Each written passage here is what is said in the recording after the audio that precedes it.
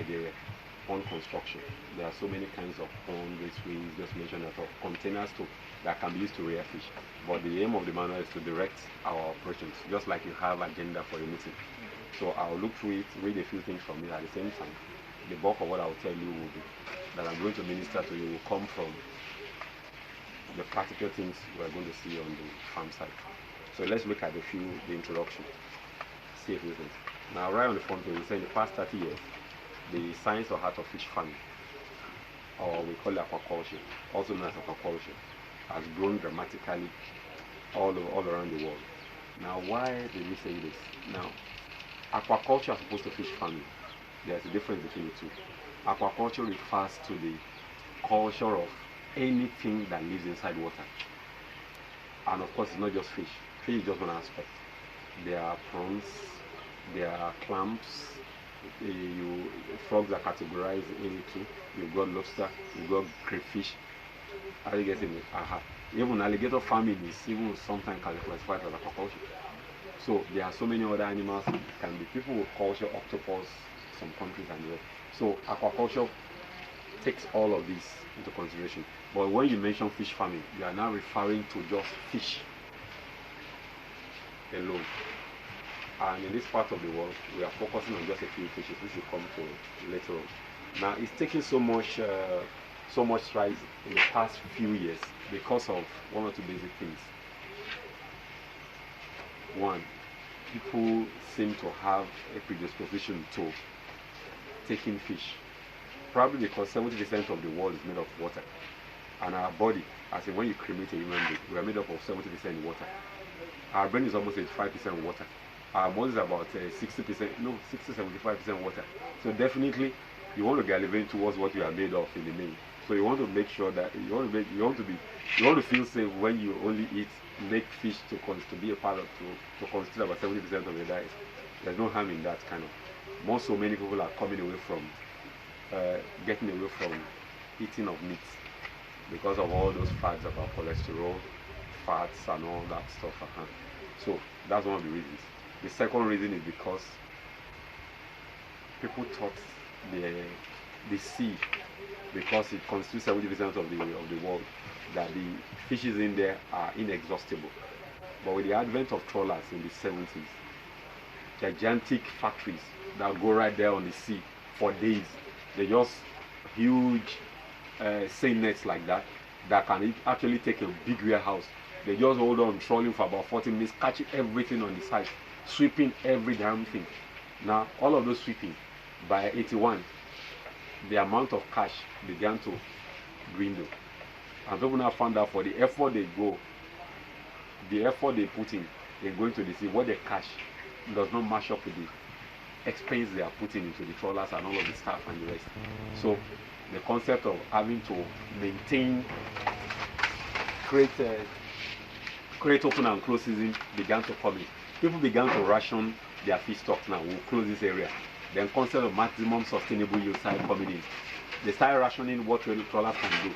By 84, 85, I tell you, it's becoming not too profitable to catch. So many trawlers are becoming redundant because the kids of the fishes that ought to have grown, we have caught with the nets.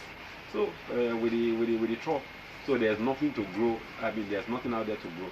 So what people started doing when they found out that there's nothing more to catch, not significant thing to catch right in the open ocean, they now decide to resort to raising the fish in cages in the open seas. And that's what they've been saving most of the people.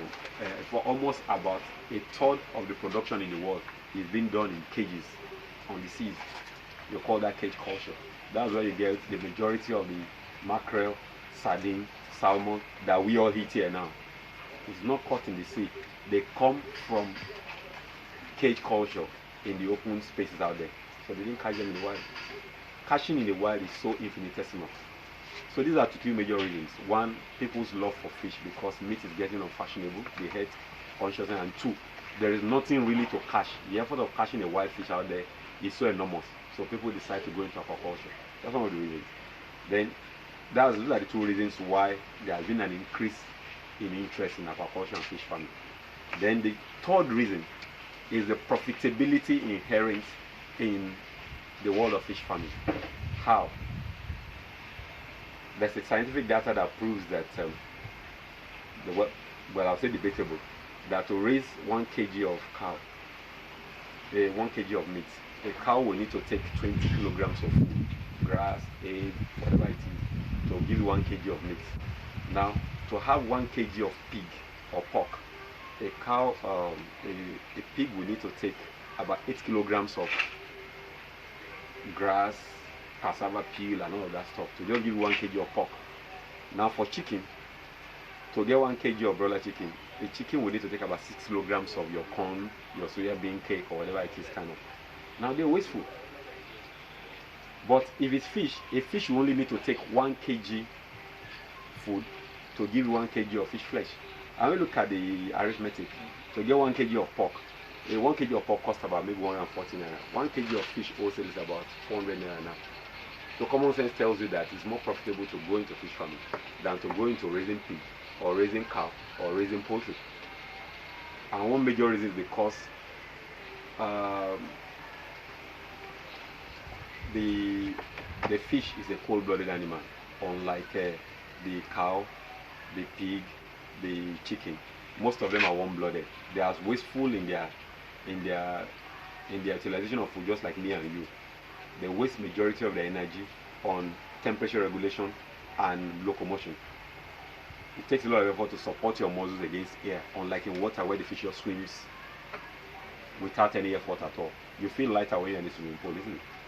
So for these 3 reasons, great strides and interest have been shown in aquaculture, which makes it a significant greenland issue now all over the world. It's one of the fastest growing living thing on the planet. Coupled with the fact that Africa has about the best metabolic weather, the tropical weather, about 22 degrees to 34 degrees. The fishes grow immensely fast. Between the age of 1 day to the 3rd week, it will grow from 0.1 gram to 1 gram. Now from the 4th week to the 8th week, it will grow from 1 gram to 10 grams, doubling its weight every day. And then in 5 months, it will grow from 10 grams to 1,000 grams. That's about 1 kg. In 1 kg in 5 months. That's one of the fastest growing fish we can think of in the world. It will take almost a year for the American channel catfish to grow at that same pace. So that's why the emphasis has been on the African mud catfish. Are you getting me? Now, but the challenge is with all the skills of the African mud catfish, the speed with which it grows. Now, you can concentrate many of it in one container because it does not depend on the environment for breathing here. It doesn't depend on the water to breathe. It depends on the air. So you can concentrate many more in a small space. So rather than put just about 2 fish per square meter, you can put as much as 50 to 250 fish per square meter. At 400 naira, I hope you know the meaning. So you're talking about putting as much as 250 times 400 naira worth of fish in 1 square meter space. That's quite some money. And I think anybody wants to know what it takes to make that happen. And that's why this program is important. That's the Pond Construction Techniques program. So I said this program is an attempt to empower you with the necessary skills to construct the fish pond or raceway. That's a particular activity. Now it has been observed that this is the largest singular impediment to success in fish farming. Then closely followed by fingerlings availability and then feeds production and administration. So there are 4 things now. Pond construction is the limiting factor, followed by the fingerlings availability, and then followed by feeds, the food you are going to give the fish to grow to big size, and then how do you manage the pond, right? Now, but this particular seminar is empowering you